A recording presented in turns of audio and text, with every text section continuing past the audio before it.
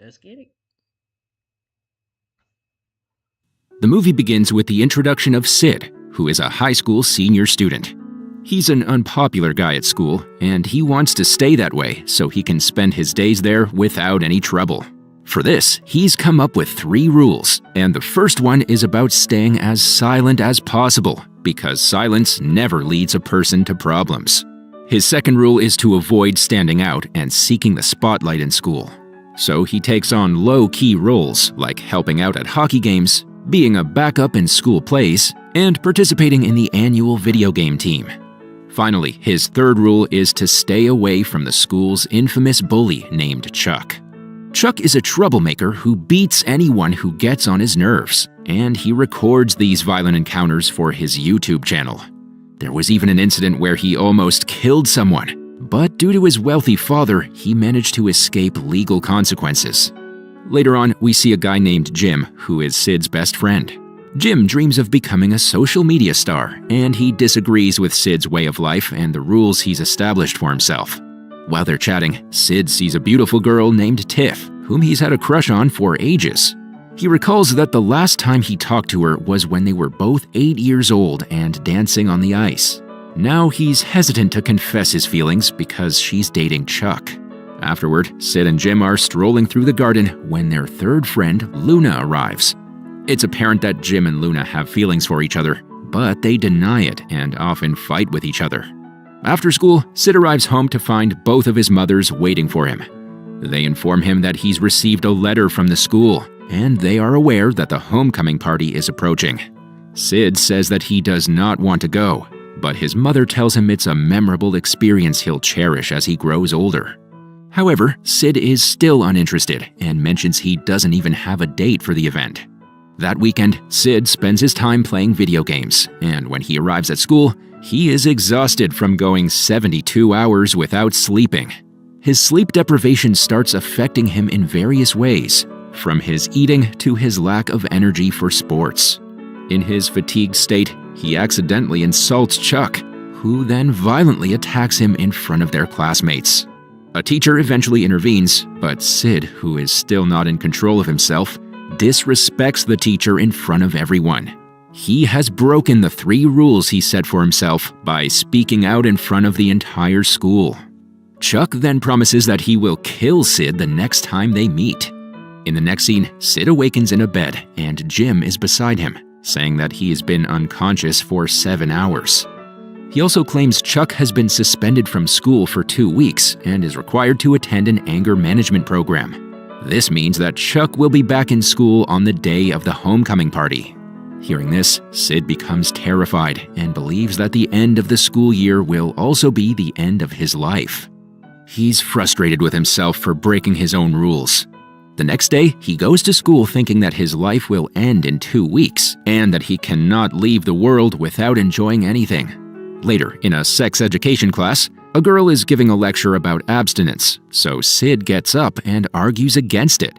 He asserts boldly that having intimate urges is natural and we should not be scared to embrace them. He claims that everyone in this class is horny but afraid to express it. The students admire his audacity, and each of them begins to speak up and share their thoughts. He exits the classroom proud of himself, but he remains surprised where he got this courage from. Meanwhile, Jim is also proud of Sid, who has become a hero to others by expressing himself without fear. Sid then receives a message from an unknown number from a girl who has liked him for a long time, and she finally reached his phone number. She compliments him on his bravery in class, and Sid is happy that he's finally found a girl who likes him. After school, Sid heads to his job as a pizza delivery man. After finishing his shifts, he sits down with Jim and begins fishing. He informs Jim that because Chuck is returning in 2 weeks, he will certainly kill him. So he decides that he must compile a list of things he must complete before he dies.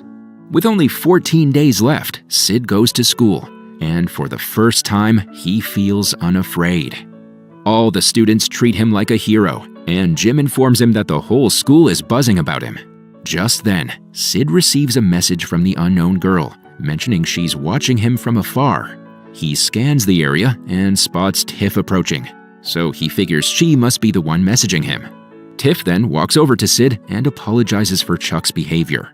She informs him that she is broken up with Chuck, which makes Sid happy. She asks him if he will attend the hockey game at night, to which he responds that he will. In the next scene, we're introduced to a guy named Eric, who is the hockey team's star player. His father is the coach of the hockey team, who criticizes him severely if he does not play well. During halftime, the team heads to the locker room and they're losing. The coach begins yelling at everyone in the locker room, particularly his son. They're getting ready for the second half of the game, but Sid notices that Eric looks upset, so he decides to talk to him. Eric opens up to Sid and admits that he doesn't like playing hockey and his dream is to be a dancer. Sid comforts him by saying it's okay not to play if he doesn't want to. After this, Sid puts on Eric's clothes and goes outside in his place. At first, he's really scared and not playing well, but then he remembers he was great at ice skating when he was younger. He also thinks about how his life is ending soon, so he decides to have fun and give it his all. Sid starts playing like a pro, and the team eventually wins. When he takes off his helmet, everyone realizes he's not Eric, and they're even more impressed. The coach is so amazed that he offers Sid a spot on the team. Just then, the mysterious girl texts Sid again and compliments his amazing performance. The next day, it's time for the presidential elections, and we meet Megan, who is running for the position. She talks to her classmates searching for an assistant, but they all make fun of her. Sid, feeling for Megan, steps up to be her assistant, and Megan agrees since she has no other options. Afterward, Sid goes to a student who sells drugs inside the school and buys some from him. Later, Sid learns that Eric has joined the dance team and gets happy that he's finally done what he loves. At night, Sid continues chatting with the mysterious girl he likes, still unaware of her true identity. Days later, it's election day for the student union president, and Megan is super nervous about winning. However, it turns out that Megan has accidentally taken Sid's drugs, thinking they were mints.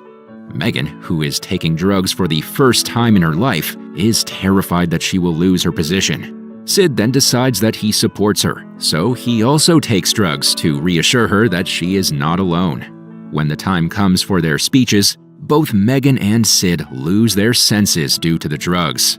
They begin doing bizarre things like rapping and dancing on the stage, while the other students burst into laughter. The next day, it's the school play, and Sid notices Tiff rehearsing with a bully named John. Sid slyly puts something in John's makeup box, which gives him a pink eye and prevents him from performing. As a result, Sid is offered the role and happily performs alongside Tiff. After the show, Sid takes the chance to ask Tiff out to a party. In the next scene, Sid, Jim, and Luna arrive at Tiff's house to pick her up. Jim and Luna are still arguing like they always do, while Sid excitedly greets Tiff. Together, they all head to the party at a classmate's house. There, Sid and Tiff have a great time, enjoying each other's company. However, out of nowhere, Chuck shows up, demanding to know why Tiff hasn't been answering his calls. It turns out he was allowed to leave his anger management class a week early. Chuck tries to take Tiff away, but Sid steps in and holds her hand. Chuck gets angry and threatens Sid, saying he's going to kill him. But suddenly, Chuck's car catches fire, so he rushes to put out the fire. Meanwhile, Sid and Tiff escape from there and arrive at a forest where he makes a move to kiss her. However, Tiff hesitates and tells him she doesn't have romantic feelings for him. She confesses that she's still in love with Chuck and apologizes to Sid for misleading him. Sid is left shocked because he thought Tiff was the mysterious person texting him. However, Tiff clarifies that she doesn't even have his number. Heartbroken, Sid heads back home with Jim and Luna. The next day, Sid asks the mysterious girl to meet him, but she refuses, saying she's not as brave as him. He then gets up and tells his friends that they should log off and explore life beyond the computer screen. He reminds them that there's more to life than video games, and they are impressed. Just as he receives a text from the mysterious girl, he notices a girl in the room holding a phone and giggling. He realizes she's the one and tries to talk to her, but she runs away. He eventually catches up to her, and the girl introduces herself as Katie. Although she's a bit embarrassed, Sid is thrilled and asks her out on a date. After school, Sid and Katie go on a date and quickly grow fond of each other. In a short time, they share a kiss and decide to start a relationship.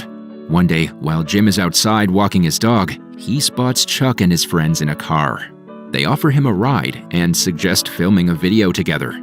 Jim has always dreamed of being famous, so he agrees without giving it much thought. The following day, Sid arrives at school and is shocked to find that all the students are mad at him. One of them shows him a video where it's revealed that Jim got drunk and spilled all of Sid's secrets. In the video, Jim claims that Sid made a list of his last wishes and even took drugs. He admits that Sid gave John pink eye and caused him to drop out of the role at the last minute. He also discusses how Sid wants to get laid and is dating someone else after Tiff rejected him. As a result, all of the students are now hating Sid. He's kicked off the video game team as well as the hockey team. Megan is also removed from being the class president due to drug use, and she is furious at Sid. She then tries to speak with Katie, but she discovers that she hasn't come to school that day. Later, when Sid gets back home, he finds Jim waiting for him, trying to apologize. However, Sid is still hurt and blames him for exposing his secrets just to be famous. He then goes to his room and tries to reach out to Katie to apologize, but she refuses to forgive him. The next day, Luna visits Sid at his house and pleads with him to forgive Jim, explaining that Jim didn't mean to insult him. The homecoming party is approaching, and Sid is reluctant to attend, but Luna encourages him to be brave like before. She also admits that she was the one who set fire to Chuck's car. After much convincing from Luna, Sid finally decides to attend the party. On the day of the homecoming party, Sid and Jim finally reconcile. Sid then approaches Katie, who refuses to speak with him. Still, Sid apologizes, explaining that he never meant to hurt her and confessing that she is the only girl he's ever loved. Realizing that Chuck could kill him at any moment, he says goodbye and walks away. Later, Chuck arrives at the party and violently attacks Sid, causing him to lose consciousness. After some time, Sid wakes up in the hospital with Jim at his side. Jim shares that he too was attacked and starts telling what happened after Sid lost consciousness. In a flashback, we see that Jim also attacked Chuck to defend his friend, and then Luna joined in as well. After this, Eric began beating his father and stating his dream to be a dancer. The party descended into chaos as different groups began fighting with each other. After this, Sid leaves the room and finds the hospital full of the rest of the students. Meanwhile, we see that Jim and Luna have finally expressed their feelings and are dating now. Chuck has terrible injuries as well, and he is arrested for what he did. The rest of the students are all relieved that Sid is still alive after all the beatings, but he ignores everyone else and goes to Katie, asking her to forget everything that happened and start afresh. She agrees, and the two begin to dance together in the hospital hallway as the movie comes to an end. Damn, that was something.